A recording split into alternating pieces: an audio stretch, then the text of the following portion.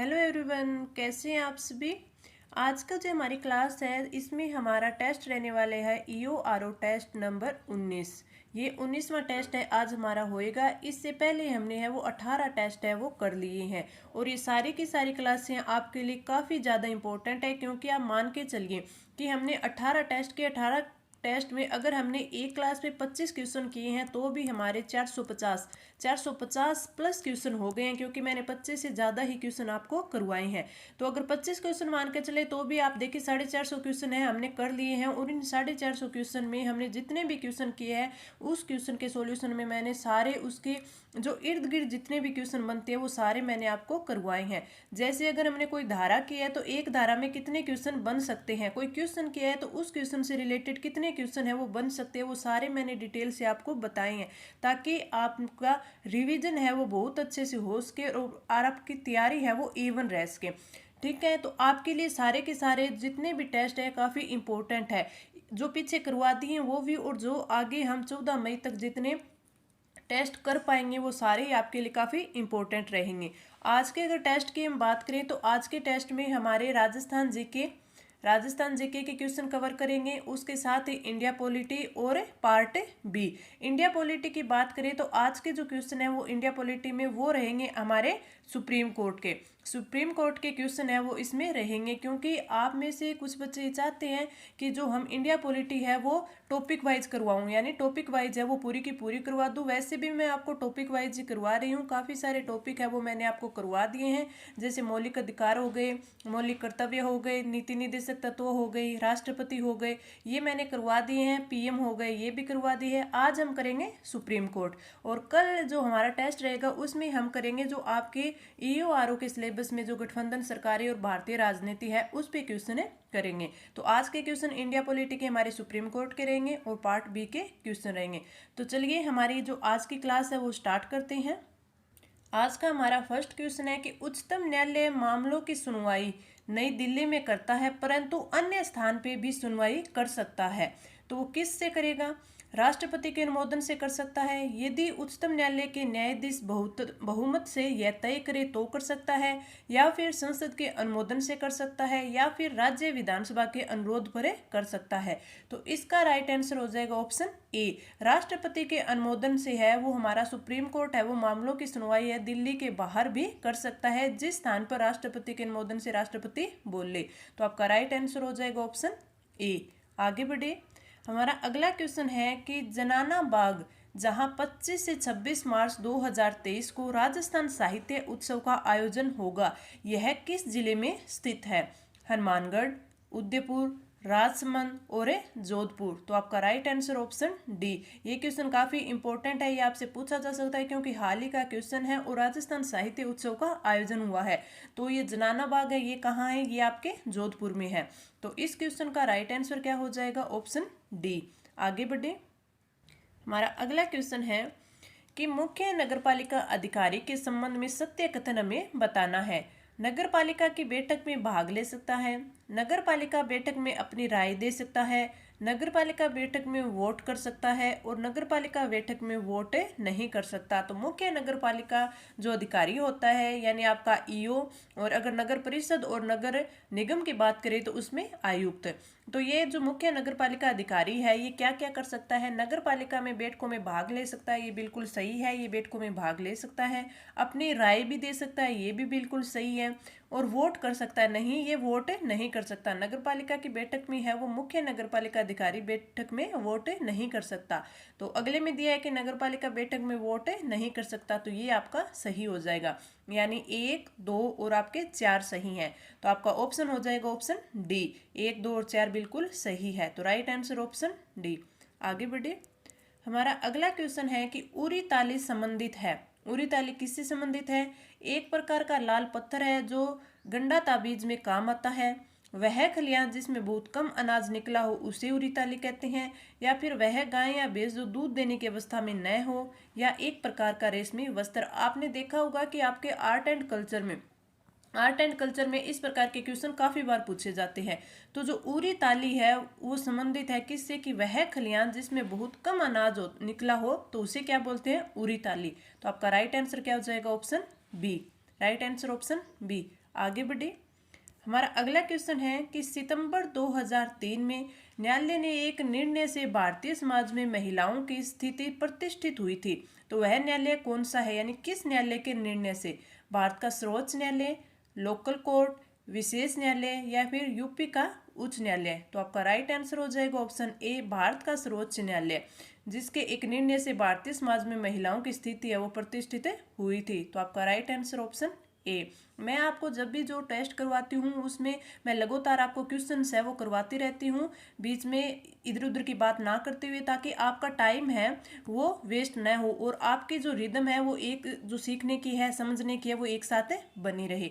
आगे हम बात करें हमारे अगले क्वेश्चन की कि 24 अप्रैल 1938 को स्थापित मेवाड़ प्रजामंडल का उपाध्यक्ष है वो किसे बनाया गया था? अब इस क्वेश्चन में आप देखिए कि मेवाड़ प्रजामंडल है उसकी स्थापना कब हुई थी? 24 अप्रैल 1938 को हुई थी। ये भी क्वेश्चन पूछा जा सकता है। और प्रजामंडल से आप और एकीकरण से आप मान के चलिए कि आपके एक या दो क्वेश्चन है जरूर आएंगे। तो आपको प्रजामंडल और एकीकरण दोनों के दोनों टॉपिक है वो काफी अच्छे से तैयार करनी है। एकीकरण में आपसे पूछा जा सकता है कि कौन सा एकीकरण है वो किस सन में हुआ, या फिर आपको है लगातार उनकी डेट दी जाएगी, या फिर उनसे उनका उद्घाटन किसने किया, कब हुआ, किस किले में हुआ, क्योंकि स्थान पूछा जा सकता है, या फिर उनके जो राज प्रमुख है वो पूछे जा सकते हैं, राज प्रमुख है वो पूछे जा सकते हैं। तो आपको ये जो एकीकरण का टॉपिक है अच्छे से तैयार करना है। प्रजामंडल की बात करें तो इसमें आपको ये भी तैयार करना है कि मेवाड़, जैसे इसमें पूछ लिया कि मेवाड़ प्रजामंडल का उपाध्यक्ष कौन था, अध्यक्ष पूछा जा सकता है,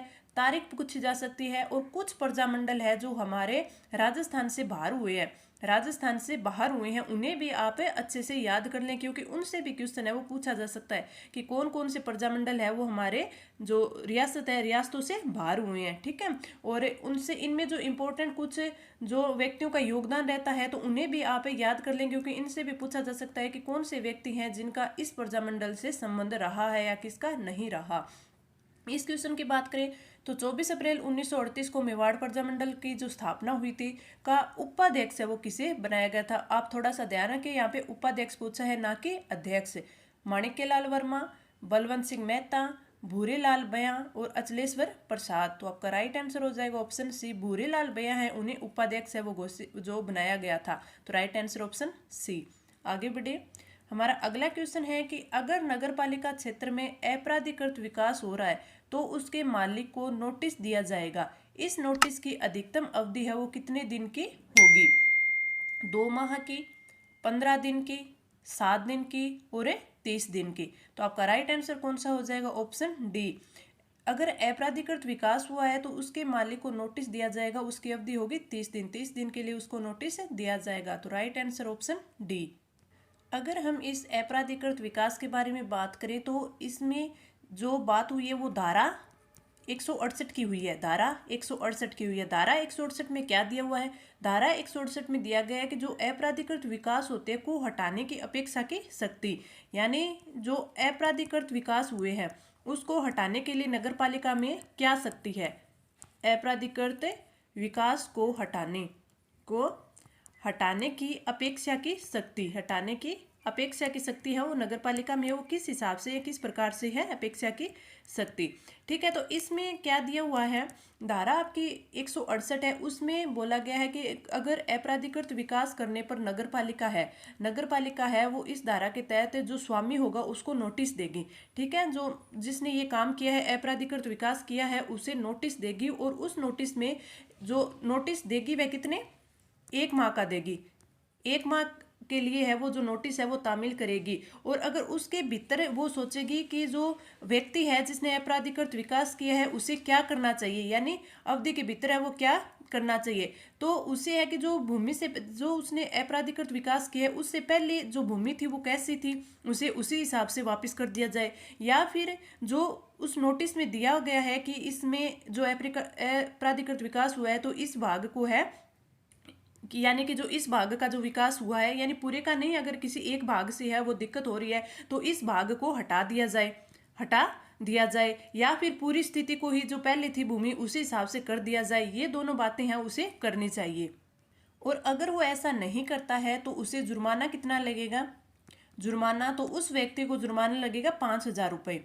5,000 रुपये का तो जुर्माना लगेगा। अब देखिए जो नगर पालिका है उन्होंने नोटिस जारी कर दिया है। 1 माह का जो नोटिस होता है कि 1 माह के अंदर अंदर या तो आप भूमि को जो पहले थी उसी स्थिति में लाके छोड़ते हैं, या फिर उस भूमि के जो आप उपयोग करना छोड़ दे कि आपने अपराधिकृत विकास तो कर दिया है लेकिन उस भूमि पर आप उपयोग है वो ना करे। ठीक है, तो इसलिए नोटिस भेजेगी 1 माह के। अगर 1 माह का नोटिस भेज दिया है और फिर भी वो नहीं कर रहा है तो उसको जुर्माना तो 5,000 रुपये लगेगा ही लगेगा। लेकिन 1 माह की अवधि के बाद भी वह इसी तरह से और विकास कर रहा है तो उसे पर डे का 200 रुपया लगेगा। पर डे का कितना रुपया लगेगा? 200 रुपये। यानी वो या तो आगे जो काम है वो आगे चला रहा है या फिर उससे जो अपराधिकृत विकास किया है उसका उपभोग कर रहा है, तो पर डे के 200 रुपये भी उसके लगेंगे। और इस स्थिति में जो व्यक्ति है जिसने अपराधिकृत विकास किया है वो और क्या काम कर सकता है? वो करेगा कि जो नगर पालिका ने उसे टाइम पीरियड दिया है यानी 30 दिन का जो टाइम के लिए नोटिस दिया है, तो उस अवधि में वो नगर पालिका की अनुमति के लिए उससे वापस से मंजूरी लेगा कि वो मंजूरी इस हिसाब से लेगा कि मुझे ये काम करने दिया जाए, ये है वो नगर पालिका से लेगा। तो वो अनुमति के लिए आवेदन करेगा। अब नगर पालिका पे है कि वो इसको मंजूरी देगी। अगर वो मंजूरी दे देती है वो, तो वो जो नोटिस नगर पालिका ने जारी किया था उसे वापस ले लेगी। अगर वो अनुमति नहीं देती है तो वो नोटिस है उसे यथावत समझा जाएगा, उस नोटिस को यथावत समझा जाएगा और उस व्यक्ति को है वो काम में रोकना पड़ेगा। लेकिन अगर व्यक्ति वो फिर भी ये काम नहीं रोकता है तो जो नगर पालिका होगी वो खुद से उसके जो द्वारा जो अपराधिकृत विकास किया गया है उसे हटवाएगी और उस हटवाने के लिए जितना भी व्यय होगा वो नगर पालिका उस स्वामी से वसूले करेगी। साथ में उस पे वही है 5,000 का जुर्माना लगेगा और 200 रुपये पर डे लगेगा। अपराध जारी रहने पर 200 रुपये का पर डे लगेगा। ठीक है, तो ये इस धारा में दिया हुआ था, धारा 168। तो ये काफ़ी इंपॉर्टेंट है, इसमें आपसे पूछा जा सकता है कि अगर उसने नोटिस जारी हो गया है तो उसके बाद है वो जो स्वामी होता है वो क्या कर सकता है, क्योंकि वो 30 दिन के भीतर है वो अनुमति के लिए आवेदन भी कर सकता है। तो इस क्वेश्चन का राइट आंसर ऑप्शन डी। आगे बढ़े, हमारा अगला क्वेश्चन होगा कि पुष्कर जेल का पुनर्निर्माण मराठा सरदारों द्वारा कब करवाया गया था। इसमें पूछा है कि निर्माण का नहीं पूछा। पुष्कर जेल का पुनर्निर्माण मराठा सरदार ने करवाया था। कब करवाया था? 1909 ईस्वी में, 1709 ईस्वी में, 1809 ईस्वी में और 1609 ईस्वी में। तो इस क्वेश्चन का राइट आंसर ऑप्शन सी 1809 ईस्वी में मराठा सरदारों ने पुनर्निर्माण पुष्कर जेल का करवाया था। तो राइट आंसर ऑप्शन सी। आगे बढ़े, हमारा अगला क्वेश्चन है कि TDSAT telecom dispute settlement and appellate tribunal के निर्णयों को चुनौती दी जा सकती है। कहाँ दी जा सकती है? ट्राई, हाई कोर्ट तथा सुप्रीम कोर्ट में, ट्राई तथा सुप्रीम कोर्ट में, हाई कोर्ट तथा सुप्रीम कोर्ट में और केवल सुप्रीम कोर्ट में। तो इसका आपका राइट आंसर हो जाएगा ऑप्शन डी, केवल सुप्रीम कोर्ट में है इसको चुनौती दी जा सकती है। तो राइट आंसर ऑप्शन डी। आगे बढ़े, हमारा नेक्स्ट क्वेश्चन है कि राज्य सरकार द्वारा त्रिस्तरीय जन सुनवाई हेतु कौन सा दिवस है वो तय किया गया था? सोमवार, बुधवार, गुरुवार और शनिवार। तो आपका राइट आंसर हो जाएगा ऑप्शन सी, गुरुवार। राज्य सरकार द्वारा जो त्रिस्तरीय जन सुनवाई शुरू की गई है वो किस दिन होनी चाहिए? ये होनी चाहिए गुरुवार को। तो तय दिन है गुरुवार। तो राइट आंसर ऑप्शन सी। आगे बढ़े, हमारा अगला क्वेश्चन है कि नगरपालिका क्षेत्र में अपराधिकृत विकास के संदर्भ में निम्न कथनों पर विचार कीजिए। कथन फर्स्ट में दिया हुआ है कि नगरपालिका पहले तो लिखित आदेश देगी कि 15 दिन में ऐसे निर्माण को हटा दे। अगर नहीं हटाया गया है तो ऐसी स्थिति में प्राधिकृत अधिकारी है वो बिना किसी नोटिस के इस विकास को हटवा देगा। कौन से विकास को? अपराधिकृत विकास को। दूसरे कथन में बोला गया है कि खड़ी फसल को नहीं हटाया जाएगा और फसलों को काटने तथा एकत्रित करने हेतु 6 महीने का अतिरिक्त समय दिया जाएगा। तो इसमें जो इसने दोनों कथन दिए हैं ये दोनों सही है। पहला भी सही दिया हुआ है और दूसरा भी इन्होंने सही दिया है। तो राइट आंसर हो जाएगा ऑप्शन सी। अगर इस अपराधिकृत जो अस्थायी विकास है इस पे बात करें हम, तो ये आपकी धारा 170 में दिया हुआ है। धारा 170 में दिया हुआ है। धारा 170 में क्या दिया है कि जो अपराधिकृत विकास है को हटाया जाना या रोकना, कि किस प्रकार इसे हटाया जा सकता है या किस प्रकार इसे रोका जाएगा। ठीक है, ये दिया हुआ है धारा 170 में। तो धारा 170 में दिया है कि यदि कोई व्यक्ति है वो धारा 167 यानी 167 के अकॉर्डिंग अपराधिकृत विकास है वो करता है। ठीक है। तो उसे अस्थायी प्रकृति का जो ये आपका अपराधिकृत विकास होगा उसे किस प्रकार है वो हटाया जाएगा। नगर पालिका ऐसे व्यक्ति को लिखित में आदेश देगी, लिखित में आदेश देगी कितने दिन का, 15 दिन में, 15 दिन दिवस की अवधि के लिए ये आदेश देगी। और उस 15 दिन की अवधि के लिए अगर वो इसे नहीं हटाता है, अपराधिकृत विकास को नहीं हटाता है, तो ये जो क्या करेगी नगर पालिका करेगी कि जो नगर पालिका जो प्राधिकृत अधिकारी होता है वो उसे खुद हटवा देगा, ठीक है। और जब वो खुद हटवा रहा है तो इसके लिए वो है पुण्य जो आपका नोटिस है वो नहीं देगा, बिना कोई नोटिस के है वो हटा सकेगा, क्योंकि उसने पहले ही नोटिस दे दिया था कि 15 दिन के अंदर है इस निर्माण को या तो हटा दे या फिर इसका जो उपयोग है वो रोक दे, इसका उपयोग ना करे, यानी उस पर रोक लगाने के लिए वो लेगा। लेकिन 15 दिन में अगर ना ही उसने व्यक्ति ने ये अपराधिकृत विकास से हटाया है और ना ही इस पे रोक लगाई यानी उसका यूज कर रहा है, तो फिर जो प्राधिकृत अधिकारी होगा वो बिना नोटिस के इस जो ये अपराधिकृत विकास होगा उसको हटवा देगा, ठीक है। दूसरा इसमें बोला गया कि जो खड़ी फसल के मामले में नगर पालिका है वो संबंधित व्यक्ति को 6 महीने का टाइम देगी, ताकि इसमें वो अपनी जो फसल है उसको काट ले और निकलवा ले, एकत्रित कर ले, तो उसके लिए 6 महीने का टाइम देगी। और इसी जो आपकी धारा 170 है इसी में इन्होंने बताया है कि जो अस्थायी प्रकृति का विकास है, अस्थायी प्रकृति का विकास है वो कौन सा होगा, तो इसे है वो नगर पालिका खुद ही निश्चय करेगी, कि नगर पालिका खुद ही बताएगी कि ये जो विकास हो रहा है ये अस्थायी है या फिर नहीं है। तो अगर आपसे पूछ ले कि अस्थायी विकास है तो अस्थायी विकास की जो प्रकृति है वो कौन सी, यानी किस प्रकृति का होगा, हमें कैसे पता चलेगा, यानी कि अस्थायी विकास की परिभाषा क्या है, कौन निश्चय करेगा, तो ये कौन करेगा, नगर पालिका खुद ही करेगी। तो इस क्वेश्चन की अगर बात करें तो ये है आपके राइट आंसर हो जाएगा ऑप्शन सी, दोनों कथन फर्स्ट और सेकंड दोनों इसमें सही दिए हुए हैं। अगले क्वेश्चन की बात करें तो हमारा अगला क्वेश्चन है कि खेतड़ी महल है वो राजस्थान में कहाँ स्थित है, खेतड़ी में, सीकर में, झुंझुनू में और चूरू में। तो इसका राइट आंसर हो जाएगा ऑप्शन सी, झुंझुनू में। तो खेतड़ी महल है ये कहाँ है, झुंझुनू में। आप खेतड़ी देकर इस पेटी के मत कर दिएगा, आपका राइट आंसर ऑप्शन सी। आगे बढ़े, हमारा अगला क्वेश्चन है कि जनहित याचिका की शुरुआत है वो किसके द्वारा की गई थी। ये क्वेश्चन भी काफी इंपॉर्टेंट है। संसदीय एक्ट के द्वारा, संवैधानिक संशोधन के द्वारा, न्यायिक पहल के द्वारा और उपरोक्त में से कोई नहीं। तो आपका राइट आंसर हो जाएगा ऑप्शन सी, न्यायिक पहल के द्वारा है वो जनहित याचिका की शुरुआत की गई। Right answer option C. आगे बढ़े, हमारा अगला क्वेश्चन है कि प्रदेश में राष्ट्रीय विधिक सेवा प्राधिकरण की ओर से वर्ष 2023 की पहली राष्ट्रीय लोक अदालत का आयोजन है वो कब किया गया था। 31 जनवरी, 3 फरवरी, 11 फरवरी और 15 मार्च। तो आपका राइट आंसर हो जाएगा ऑप्शन सी, 11 फरवरी। 11 फरवरी को है वो राष्ट्रीय विधिक सेवा प्राधिकरण की ओर से और पहली राष्ट्रीय लोक अदालत का आयोजन किया गया। तो आपसे ये पूछा जा सकता है कि प्रदेश में पहली राष्ट्रीय लोक अदालत का आयोजन कब किया गया, 11 फरवरी को। किसके द्वारा किया गया, तो राष्ट्रीय विधिक सेवा प्राधिकरण की ओर से किया गया था। तो राइट आंसर ऑप्शन सी। आगे बढ़े, हमारा अगला क्वेश्चन है कि नगर पालिका द्वारा नगरीय गरीबों हेतु आधारभूत सेवा निधि का गठन किया जाता है। इस निधि में कुल बजट का कम से कम कितना प्रतिशत है वो खर्च अनिवार्य है, 10%, 25%, 15% और 5%। तो आपका राइट आंसर हो जाएगा ऑप्शन बी, 25%। आपके जो ये नगरीय गरीबों के आधारभूत सेवा निधि का गठन है ये किस धारा में दिया हुआ है, ये धारा 89A में दिया हुआ है, धारा 89A में दिया हुआ है। यानी ये धारा है वो 89A है, ये बाद में जोड़ी गई है। तो इसमें दिया गया है कि नगरीय गरीबों को आधारभूत सेवा निधि का गठन, आधारभूत सेवा निधि का गठन।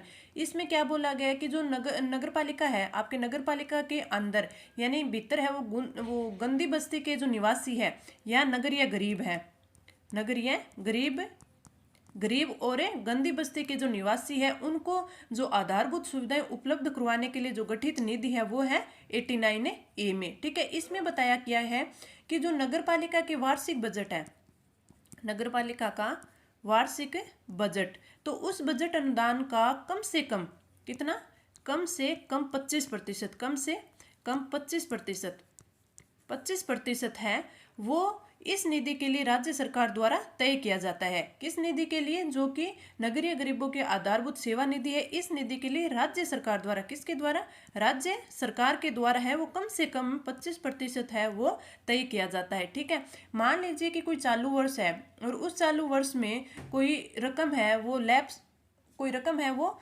इसमें काम नहीं आई, ठीक है, वो बच गई, तो उसे है वो लैप्स नहीं किया जाएगा, यानी वापस नहीं की जाएगी, उसको आगामी वर्ष के बजट में अतिरिक्त उपयोग के लिए जोड़ दिया जाएगा। जो आगामी वर्ष में जो बजट आएगा उस आगामी वर्ष में है उसे अतिरिक्त उपयोग के लिए जोड़ दिया जाएगा, लेकिन वो लैप्स नहीं होगी। तो ये आपको ध्यान रखना है। ठीक है, ये धारा कब है? 89 है। और आपसे अगर ये पूछ ले कि जो ये निधि होगी ये किस में जमा रहेगी, तो ये राष्ट्रीयकृत कोई बैंक होगा, उसमें एक अलग से यानी पृथक बैंक अकाउंट खोला जाएगा, बैंक खाता है वो खोला जाएगा और उसमें यह रखी जाएगी। और किस नाम से रखी जाएगी? कि नगरीय गरीबों को आधारभूत सेवा निधि, सेवा निधि के नाम से ही उस बैंक में रखी जाएगी। तो आपसे ये भी पूछा जा सकता है कि कौन से बैंक में? किसी भी राष्ट्रीयकृत बैंक में अलग से खाता होगा और उसका होगा कि नगरीय गरीबों को आधारभूत सेवा निधि के नाम से ये खाता होगा। और ये किस में है? धारा 89A में है। अगर आपसे पूछ ले कि धारा 89A है यानी ये उपधारा है, तो ये कब जोड़ी गई? तो ये आपकी जोड़ी गई थी 31 मार्च 2011 को। 2011 को ये उपधारा है वो जोड़ी गई थी, यानी जो आपका जो राजपत्र है, राजपत्र में प्रकाशित की गई थी, राजपत्र में प्रकाशित की गई थी 31 मार्च 2011 को। अगर आपसे ये पूछ ले कि ये प्रभावी कब हुई, तो ये प्रभावी हुई थी 24/10/2011 को, 24/10/2011 को। तो आप ये भी थोड़ा ध्यान रखिए क्योंकि 89A है ये आपकी इंपॉर्टेंट धारा है। इस क्वेश्चन की अगर बात करें तो इसका राइट आंसर हो जाएगा ऑप्शन बी 25%। आगे बढ़े, हमारा अगला क्वेश्चन है कि राजस्थान में सर्वप्रथम वर्ष 1833 में किस राज्य ने कन्या वध को अवैध ठहराया था? जयपुर, बीकानेर, कोटा और जोधपुर। तो आपका राइट आंसर हो जाएगा ऑप्शन सी, कोटा ने 1833 में सबसे पहले कन्या वध को अवैध ठहराया था। तो राइट आंसर ऑप्शन सी। आगे बढ़े, हमारा अगला क्वेश्चन है कि भारत के सर्वोच्च न्यायालय के निर्णय के संबंध में निम्न में से क्या सही है? सर्वोच्च न्यायालय को अपने निर्णय को परिवर्तित करने का अधिकार है। सर्वोच्च न्यायालय को अपने निर्णय को परिवर्तित करने का अधिकार नहीं है। केवल भारत के मुख्य न्यायाधीश को निर्णय परिवर्तित करने का अधिकार है, या केवल विधि मंत्रालय को निर्णय परिवर्तित करने का अधिकार है। तो अगर आप अच्छे से इनको पढ़ेंगे तो आपको पहला ही समझ में आ जाएगा कि सर्वोच्च न्यायालय को अपने निर्णय को परिवर्तित करने का अधिकार है। तो आपका फर्स्ट है वो बिल्कुल सही है। इस क्वेश्चन का राइट आंसर ऑप्शन ए। आगे बढ़े, अगला क्वेश्चन है हमारा कि कटार रखने की चमड़ी की एक पेटी होती थी, पेटी बनाई जाती थी, तो उसको क्या कहते हैं? कटार रखने की चमड़े की पेटी, इकतारो, इकांतरो, इक्कड़ बिक्कड़, इक्की या इल्ली। तो आपका राइट आंसर हो जाएगा ऑप्शन सी, इक्की। कटार रखने की जो चमड़े की पेटी है उसे क्या बोलते थे? इक्की। Right answer option C. आगे बढ़े, हमारा अगला क्वेश्चन है कि किसी नगर पालिका में अगर कोई योजना परिवर्तन हुई है तो राज्य सरकार के द्वारा इसका पुनर्निरीक्षण कितने वर्ष में करवाया जा सकता है? 5 वर्ष में, 10 वर्ष में, 3 वर्ष में और 4 वर्ष में। तो राइट आंसर की बात करें तो राइट आंसर हो जाएगा ऑप्शन बी 10 वर्ष में। आपका राइट आंसर हो जाएगा ऑप्शन बी 10 वर्ष में। अगर किसी जो योजना है राज्य सरकार के योजना के जो रिव्यू होते हैं उस पर अगर हम बात करें तो इसमें बोला गया है कि नगर पालिका में अगर कोई योजना परिवर्तन हुई है, तो अगर आपसे पूछ ले कि नगर पालिका में योजना परिवर्तन की तारीख है, ये तो आपकी धारा 161 में दी हुई है, 161 में दी हुई है। क्या दी हुई है? योजना परिवर्तन की तारीख, परिवर्तन की तारीख ये तो दी गई है आपकी धारा 161 में। ठीक है, और आपकी धारा 165 में क्या दिया गया है? धारा 165 में दिया गया है योजना का रिव्यू, योजना का रिव्यू दिया गया है, क्योंकि जो राज्य सरकार है वो योजना का रिव्यू है वो कब करेगी। तो नगर पालिका स्व प्रेरणा से या राज्य सरकार के आदेश से किसी भी योजना की जो परिवर्तन की तारीख होती है, और परिवर्तन की तारीख है जब ये योजना है प्रकाशित होती है राजपत्र में, राजपत्र में जो प्रकाशित होती है, जो प्रथम प्रकाशन होता है, तो उसको क्या उसी को योजना परिवर्तन की तारीख माना जाता है, जो कि धारा 161 में दिया हुआ है। और इसके रिव्यू की बात करें तो नगर पालिका या तो खुद से या फिर राज्य सरकार के आदेश से किसी योजना के परिवर्तन की तारीख से, ठीक है, 10 वर्ष के भीतर 10 वर्ष के भीतर भीतर है उस योजना का जो रिव्यू है वो कर सकेगी। तो कितने, 10 वर्ष के भीतर। और 10 वर्ष के भीतर रिव्यू करेगी तो इसके लिए नगर पालिका है वो क्या क्या करेगी। नगर पालिका एक तो है वो नागरिक सर्वेक्षण रिपोर्ट तैयार करेगी, नागरिक सर्वेक्षण रिपोर्ट तैयार करेगी। दूसरा क्या करेगी, जो भू उपयोग के जो मानचित्र है, मानचित्र, भू उपयोग के जो मानचित्र है उन्हें तैयार करवाएगी। तो ये दो काम है, ये कौन करेगी, नगर पालिका करेगी। और जो इस प्रकार के जो रिव्यू है वे सभी उपबंध लागू होंगे जो जो अभी 10 वर्ष के बाद जो रिव्यू करवाया जाएगा, ठीक है, तो उस पर वो सभी उपबंध लागू होंगे जो कि जो योजना बनती है, तैयार होती है, उसके प्रकाशन पे और उसके मंजूरी के संबंध में जो लागू होते हैं वो सभी भी इस पे भी लागू होंगे। ठीक है, तो आपके जो राज्य सरकार के जो योजना का रिव्यू है वो किस में दिया गया है, धारा 165 में दिया गया है। और योजना प्रवर्तन की जो तारीख है वो धारा 161 में दी गई है। और योजना क्रियान्वयन का अगर आपसे पूछ ले तो वो धारा 163 में दी गई है। क्योंकि ये सारी एक जैसी सी है तो क्रियान्वयन 163 में, तारीख 161 में और आपके जो रिव्यू है वो 165 में दिया गया है। अब आप सोचेंगे कि ये इतनी इतनी धाराएं हमें कैसे याद होंगी, तो आप इनका धीरे धीरे रिवीजन हर दिन आए तो हर दिन आपसे 10 से 20 धारा का आप एक बार रिवीजन कर लीजिए। अगर आपको शॉर्ट में नहीं होती तो मैं इनकी हेडिंग है वो आपको टेलीग्राम पर प्रोवाइड करवा रही हूँ। अब मैंने इसके 8 पार्ट है वो प्रोवाइड करवा दिए, यानी 1 से लेके 80 धाराएं हैं वो मैंने आपको टेलीग्राम पे प्रोवाइड करवा दी हैं। अगर आपको एक साथ याद नहीं होता तो आपको ज़रूरी नहीं है एक दिन आप 1 से 10, फिर 10 से 20, फिर 20 से 30 ऐसे करके इनका है वो रिवीजन करते रहिए। तो इससे आप दिन में दो तीन ये पार्ट्स में इनको पढ़ेंगे तो आपको अच्छे से फिर याद होने लग जाएगी, फिर आपको ध्यान में अगर आपको पहले इनकी हेडिंग याद हो गई तो जो बीच में जो इनका मैटर होता है वो याद करने में इनमें आसानी रखते हैं, ये आपको याद हो जाएगा। क्योंकि आपको समझ में तो सब आ जाता है, यहाँ पे मैं भी समझा देती हूँ, आपने पहले भी पढ़ा होगा तब भी आपको समझ में आ गया होगा, लेकिन आपको थोड़ी याद करने में दिक्कत आती है क्योंकि सारा मिक्स हो जाता है, आपको फिर याद नहीं होता। तो आप याद कैसे करेंगे कि इनको जब मैं आपको टेलीग्राम पे ये प्रोवाइड करवाती हूँ तो आप इनको एक अलग जो पेज होता है उसमें लिख लीजिए कि आप पार्ट 1 करके लिख लीजिए जिसमें 1 से 10 धाराएं होंगी। ठीक है, फिर आप दूसरा पार्ट लिख लीजिए जिसमें 10 से 20 हो जाएंगे। उनका दिन में 2-3 बार उनको एक बार है उनको पढ़ लीजिए। अगर आप ऐसे ऐसे 10 दिन इनको पढ़ेंगे तो आपको अच्छे से ये सारी की सारी धाराएं हैं वो याद हो जाएंगी। फिर जो बीच का मैटर है वो आपको वैसे ही समझ आया हुआ है तो आपको वैसे भी याद रहने लग जाएगा। तो इस प्रकार आपको इनको रिविजन करके अच्छे से याद कर लें। तो इस क्वेश्चन की बात करें तो इसका राइट आंसर ऑप्शन बी हो जाएगा। आगे बढ़े, हम अगले क्वेश्चन पे चलते हैं। हमारा अगला क्वेश्चन है आईसीसी अंडर 19 T20 वर्ल्ड 2023 है वो किसने जीता है, ऑस्ट्रेलिया, पाकिस्तान, भारत और इंग्लैंड। तो आपका right answer option C, Bharat ने ICC under 19 T20 world cup है वो भारत ने जीता है, राइट आंसर ऑप्शन सी। आगे बढ़े, हमारा अगला क्वेश्चन है कि निम्नलिखित में से भारत के किस मुख्य न्यायाधीश ने राष्ट्रपति के रूप में भी काम किया है। तो ये भी आपसे पूछा जा सकता है, जैसे आपको पूछा जा सकता है कि कोई कार्यवाहक, पहला कार्यवाहक राष्ट्रपति या फिर पीएम भी आपको पूछा जा सकता है कि पहला या फिर एकमात्र पीएम जो कार्यवाहक के रूप में भी रह चुका है, और ये मैंने आपको करवाया भी है। तो आप कमेंट करके जरूर बताएं कि जो एकमात्र कार्यवाहक पीएम है वो कौन से थे, इससे आपको पूछा जा सकता है। तो इसमें अगर देखें justice M Hidayatullah, justice Mehrchand Mahajan, justice P N Bhagwati और जस्टिस बीके मुखर्जी। तो आपका राइट आंसर हो जाएगा option A, justice M Hidayatullah है वो एकमात्र नहीं कह सकते, मुख्य न्यायाधीश ने राष्ट्रपति के रूप में भी काम किया है। तो आपका राइट आंसर ऑप्शन ए। आगे बढ़े, हमारा अगला क्वेश्चन है कि कोई भी व्यक्ति अपनी प्रेरणा से बिना नगरपालिका से अनुज्ञा लिए कोई भी काम प्रारंभ करता है तो उसे उस पर पहली बार में कितना जुर्माना देना होगा, 1000 रुपये, 2000 रुपये, 5000 रुपये और 10,000 रुपये। तो आपका राइट आंसर हो जाएगा ऑप्शन सी, 5000 रुपये। तो उसे जो बिना अनुमति के अगर वो काम करता है तो उसे पहली बार में 5000 जुर्माना देना होगा, राइट आंसर ऑप्शन सी। अब इसकी धारा की बात करें तो ये धारा है 167। धारा जो 167 है उसमें क्या बताया गया कि जो अपराधिकृत विकास है या योजना है से असंगत उपयोग के लिए जो आपकी पेनल्टी लगेगी वो किस में दिया हुआ है, धारा 167 में दिया गया है।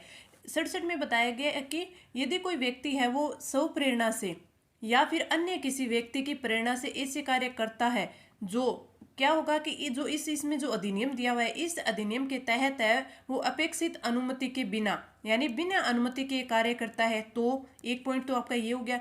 दूसरे में अगर उसे मंजूरी दे दी गई है कि हाँ आप उनको अनुमति दे दी गई है कि आप काम कर सकते हो, लेकिन शर्तों को बताया गया है कि इन शर्तों के अकॉर्डिंग है वो आप काम में कर सकते हैं, लेकिन इन शर्तों का वो उल्लंघन करता है। एक तो कि वो बिना अनुमति के करता है, दूसरा कि उन्हें मंजूरी मिली हुई है, अनुमति दे दी है फिर, लेकिन वो कुछ शर्तों के आधार पर अनुमति दी है, लेकिन वो उन शर्तों का उल्लंघन कर रहा है। और तीसरी क्या होगी कि जो विकास की अनुमति मिली थी लेकिन वो अनुमति है वो रद्द हो गई, रद्द करने के पश्चात भी है वो इनका वो काम है वो कर रहा है, अपराधिकृत विकास है वो कर रहा है। तो इन तीनों के अकॉर्डिंग अगर ये तीनों बातें वो करता है तो उसे उल्लंघन करने पर उसे पेनल्टी लगेगी। कितनी लगेगी? 5,000 रुपए की लगेगी, 5,000 रुपए की पेनल्टी लगेगी, ठीक है। और अगर अपराध है वो जारी रखता है, यानी जुर्माना तो उसने कर दिया लेकिन वो अपराध है वो जारी रखता है और दोष सिद्धि के पश्चात ऐसे पता चल गया कि हाँ इसका ये दोष है, तो फिर है वो पर डे इससे 100 रुपये भी वसूल किए जाएंगे। 5,000 का जो जुर्माना है वो लगेगा और पर डे के 100 रुपये उनके लगेंगे। अगर कोई व्यक्ति है उसने अनुमति तो जरूर ली थी इस काम की कि मैं ये काम कर रहा हूँ, इसके लिए उसने अनुमति ले ली, लेकिन जो ये इस अनुमति की समय सीमा थी, यानी इसका जो टाइम पीरियड था, समयावधि थी, वो समाप्त हो गई है, ठीक है। और उसके बाद भी है वो कोई भूमि का या आवास का है वो उपयोग कर रहा है, काम कर रहा है, तो उस टाइम उसको जो जुर्माना होगा, पेनल्टी होगी, वो लगेगी उसको 2,000 रुपए की, 2,000 रुपए की। और अगर वो अपना अपराध है वो जारी रखता है तो पर डे उसे 500 रुपए का जुर्माना फिर लगेगा, ठीक है। अब आप देख लीजिए इसमें दो बातें दी गई है, दो जुर्माने हैं, दो जुर्माने यानी पेनल्टी इसमें बताई गई है। पहली तो ये कि अगर वो इस अधिनियम के अनुमति नहीं लेता है, बिना अनुमति के काम करता है, या फिर उसने अनुमति ली है कुछ शर्तों पे ली है, वो उन शर्तों का उल्लंघन कर रहा है, या फिर जो उसकी जो अनुमति थी वो रद्द कर दी गई, उसके बाद भी वो है वो कार्य कर रहा है, तो उसे 5,000 रुपए की पेनल्टी लगेगी और उसे पर डे के 100 रुपये लगेंगे। और अगर उसने अनुमति ली थी और उसके जो टाइम पीरियड है वो समाप्त हो गया है, उसके बाद भी वो है वो भूमि या आवास का उपयोग कर रहा है, तो उसे है वो 2,000 की पेनल्टी लगेगी। और अगर वो अपराध जारी रखता है तो उसे 500 रुपये पर डे की जो उसका जुर्माना है वो लगेगा। तो ये आपकी धारा 167 में दिया हुआ है। इस क्वेश्चन का राइट आंसर ऑप्शन सी। अब मैंने आपको आज जितने जी इसने अपराधिकृत विकास है, अपराधिकृत विकास के बारे में जितनी भी धाराएं बताई है, पेनल्टी बताई हैं, तो ये आपके लिए इम्पोर्टेंट है, तो आप इनको एक बार रिवीजन जरूर कर लीजिएगा। आगे बढ़ें। हमारा अगला क्वेश्चन है कि भारत के राष्ट्रपति व उपराष्ट्रपति के पद के खाली होने की स्थिति में जो व्यक्ति राष्ट्रपति के पद का निर्वहन करेगा वह है लोकसभा का सभापति, भारत का मुख्य न्यायाधीश, राज्यसभा का अध्यक्ष और महान्यायवादी। तो ये क्वेश्चन आप सभी को आता है। Right answer option B, Bharat का मुख्य न्यायाधीश है वो उस पद का निर्वहन करेगा। Right answer option B. आगे बढ़े। हमारा अगला क्वेश्चन है कि ठेका गाड़ी संबंधित है। ठेका गाड़ी किस चीज से संबंधित है?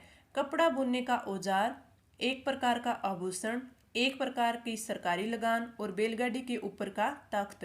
तो आपका राइट आंसर ऑप्शन सी, एक प्रकार का जो सरकारी लगान है उसे बोलते हैं ठेका गाड़ी। तो राइट आंसर ऑप्शन सी। आगे बढ़े। हमारा अगला क्वेश्चन है कि भारत के नीचे दिए गए न्यायालयों में से किन्हें अभिलेख न्यायालय माना जाता है? केवल उच्च न्यायालय को, केवल उच्चतम न्यायालय को, उच्च न्यायालय और उच्चतम न्यायालयों को और जनपद न्यायालयों को। तो अभिलेख न्यायालय है वो किन्हें माना जाता है? तो आपका राइट आंसर हो जाएगा ऑप्शन सी, उच्च न्यायालयों एवं उच्चतम न्यायालय को अभिलेख न्यायालय माना जाता है। तो राइट आंसर ऑप्शन सी। आगे बढ़े। हमारा अगला क्वेश्चन है कि हॉकी विश्व कप 2023 को, हॉकी विश्व कप 2023 की विजेता टीमें कौन थी? भारत, ऑस्ट्रेलिया, जापान और जर्मनी। तो आपका राइट आंसर हो जाएगा ऑप्शन डी, जर्मनी। अभी हाल ही में 2023 या फिर 22 के लास्ट में जितने भी वर्ल्ड कप हुए हैं, जिन भी खेल के हुए हैं, तो वो आप अच्छे से याद कर लीजिएगा कि कौन सी टीम है वो विजेता रही है और कौन सी टीम है वो उप विजेता रही है, उप विजेता रही है, और ये गेम है वो कहाँ खेले गई हैं। ठीक है, ये तीन चीजें आपको सभी की याद होनी चाहिए क्योंकि इनसे क्वेश्चन बनता ही बनता है। पीछे RS का एग्जाम देख लीजिए, उसमें भी इसमें क्वेश्चन है वो बने हुए हैं। इस क्वेश्चन का राइट आंसर ऑप्शन डी। आगे बढ़े। हमारा अगला क्वेश्चन है कि भारत का सर्वोच्च न्यायालय एक अभिलेख न्यायालय है, इसका आशय क्या है? इसे अपने सभी निर्णयों का अभिलेख रखना होता है, इसके सभी निर्णयों का साक्ष्यात्मक मूल्य होता है और इस पर किसी भी न्यायालय में प्रश्न चिन्ह नहीं लगाया जा सकता, और इसे अपनी अवमानना करने वालों को दंडित करने की शक्ति होती है और इसके निर्णयों के विरुद्ध कोई अपील नहीं की जा सकती। तो जो भारत का सर्वोच्च न्यायालय उसे विवेक न्यायालय माना गया है। इसका आशय है कि इसके सभी निर्णयों का साक्षात्मक मूल्य होता है और इस पर किसी भी न्यायालय में प्रश्न चिन्ह नहीं लगाया जा सकता। तो राइट आंसर ऑप्शन बी। आगे बढ़े, हमारा अगला क्वेश्चन कि 5 जून 1531 में राव मालदेव का राज्याभिषेक हुआ था, तो किस स्थान पर हुआ था? जोधपुर में, भद्राजुन में, सोजत में और नागौर में। तो आपका right answer option C, Sojat में है वो राव मालदेव का राज्याभिषेक हुआ था। तो राइट आंसर ऑप्शन सी। आगे बढ़े, अगला क्वेश्चन है कि निम्नलिखित में से किस वाद में उच्चतम न्यायालय ने यह धारणा व्यक्त की है कि मूल अधिकार व्यक्ति को जैसा उसे सबसे अच्छा लगे उस तरह अपनी जिंदगी की रूपरेखा तैयार करने के लिए सक्षम बनाते हैं? तो ये किस वाद में बोला गया है? इंदिरा गांधी बनाम राजनारायण, गोलकनाथ बनाम स्टेट ऑफ पंजाब, बैंकों के राष्ट्रीयकरण का मामला था, या अजहर बनाम म्यूनिसिपल कॉरपोरेशन। तो आपका राइट आंसर हो जाएगा ऑप्शन बी, गोलकनाथ बनाम स्टेट ऑफ पंजाब वाद में सुप्रीम कोर्ट ने बोला था, धारणा दी थी कि मूल अधिकार है वो व्यक्ति को जैसे व्यक्ति चाहे सबसे अच्छा लगे उसे उसी तरह अपनी जिंदगी की रूपरेखा तैयार करने के लिए सक्षम बनाते हैं। तो राइट आंसर ऑप्शन बी। आगे बढ़े, हमारा अगला क्वेश्चन है कि जोधपुर इंटरनेशनल एक्सपो 2023 का आयोजन है वो कब किया जाएगा, यानी कब हो चुका है अब तो? 22 फरवरी से 3 मार्च 2023 तक, 20 मार्च से 23 मार्च 2023 तक, 28 मार्च से 4 अप्रैल 2023 तक, 26 अप्रैल से 3 मई 2023 तक। तो आपका राइट आंसर ऑप्शन बी, 20 मार्च से 23 मार्च 2023 तक जोधपुर इंटरनेशनल एक्सपो 2023 का आयोजन किया गया था, 20 मार्च से 23 मार्च। तो ये आपके मैंने 30 इंपॉर्टेंट क्वेश्चन है वो करवा दिए हैं। अब आप 450 में प्लस 30 और कर सकते हैं, और इन 30 में मैंने साथ में जितने भी क्वेश्चन करवाए हैं वो काफ़ी इंपॉर्टेंट आपके लिए। तो आपको क्लास कैसी लगी आप कमेंट करके नीचे ज़रूर बताएं। अगर आपको कोई भी क्वेरी होती है तो भी आप नीचे कमेंट करके मुझसे बता सकते हैं, मुझसे पूछ सकते हैं। मुझसे जितना होगा मैं उसी टाइम आपको रिप्लाई करके आपकी जो क्वेरी होगी, डाउट होगी, उसे सोल्व करने की कोशिश करूँगी। अगर वो उस टाइम नहीं होता है तो अगले वीडियो में आपकी वो क्वेरी है वो ज़रूर सोल्व की जाएगी। तो आप इस क्लास को शुरू से लेकर लास्ट तक देखें और अपने फ्रेंड्स के साथ भी शेयर करें ताकि सभी बच्चों का इस क्लास का फ़ायदा है वो मिल सके। तो मिलते हैं हमारे अगले टेस्ट अगली क्लास में। तो इस क्लास में इतना ही, धन्यवाद।